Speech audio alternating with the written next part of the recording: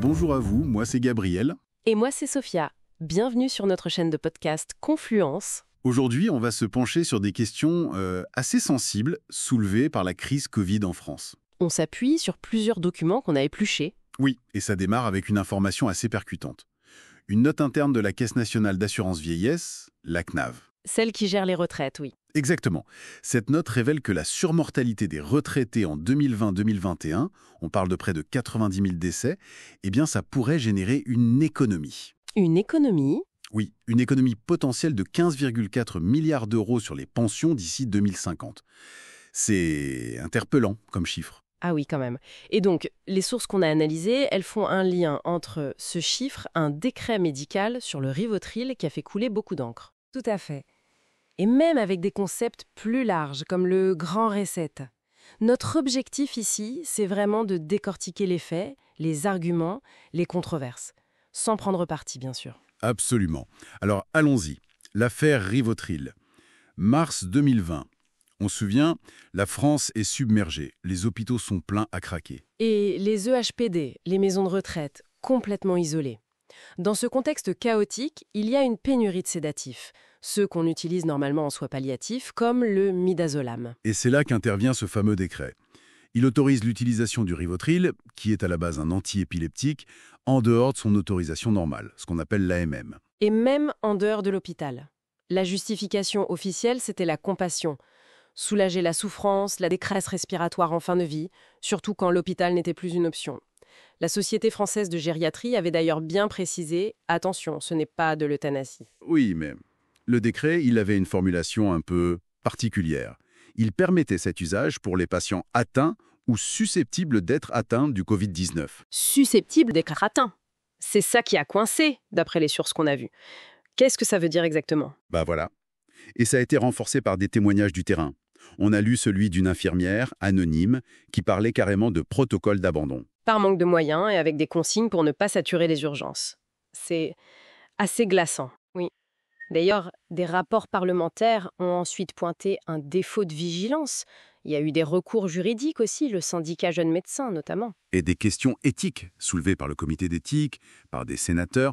Ce que suggèrent certaines analyses, c'est que ce décret, au-delà de l'intention de soulager, il aurait pu être vu ou utilisé comme un outil de gestion de crise en fait, pour gérer un système de santé qui était au bord de l'implosion, moins une solution de soins individuelle quoi. Ça soulève d'énormes questions éthiques, c'est clair. Et puis il y a cet autre aspect troublant qui ressort des documents, le côté financier. Ces milliards du silence, comme certains les appellent, liés à la surmortalité, oui. La note de la CNAV chiffre donc cette économie potentielle à 1,4 milliard dès 2022 et 15,4 milliards projetés d'ici 2050. Mais là, les sources pointent un énorme paradoxe. Parce qu'en 2020, la Sécu, elle a plongé dans un déficit historique. Exactement. Moins 38,7 milliards d'euros d'après la Cour des comptes. À cause de l'arrêt de l'économie, des dépenses d'urgence Covid, la branche retraite elle-même a dû être renflouée.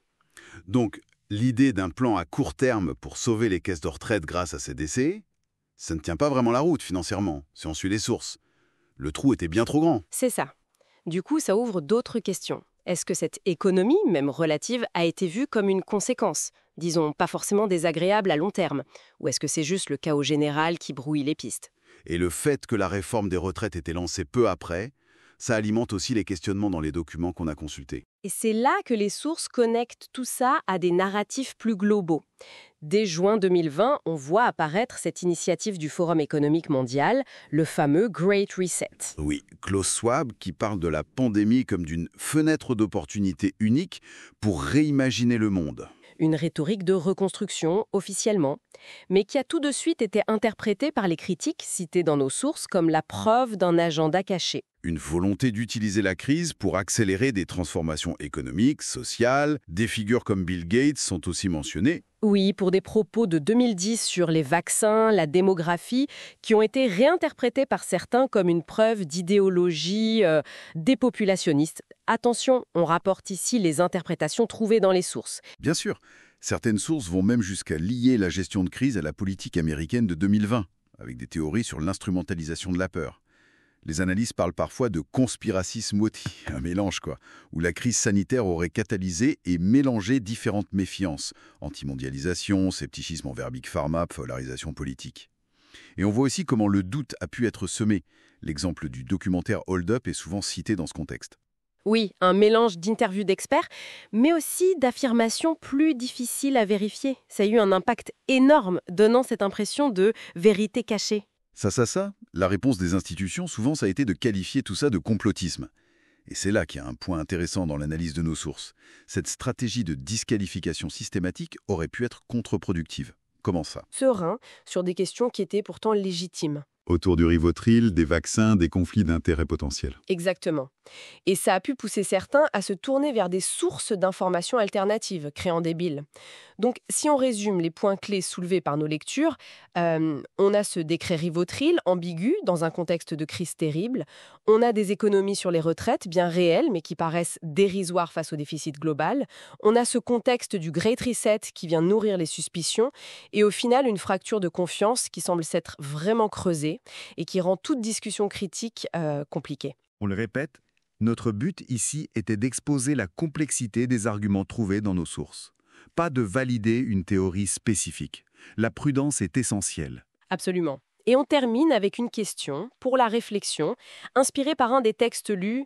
Au-delà des théories, qu'est-ce que ces événements de 2020 nous disent sur la fragilité de nos démocraties face à une crise majeure et sur les leviers de pouvoir qui peuvent s'activer dans ces moments d'incertitude? Merci de nous avoir écoutés sur Confluence. N'hésitez pas à aimer cette exploration, à laisser un commentaire et à vous abonner pour ne pas manquer nos prochaines analyses.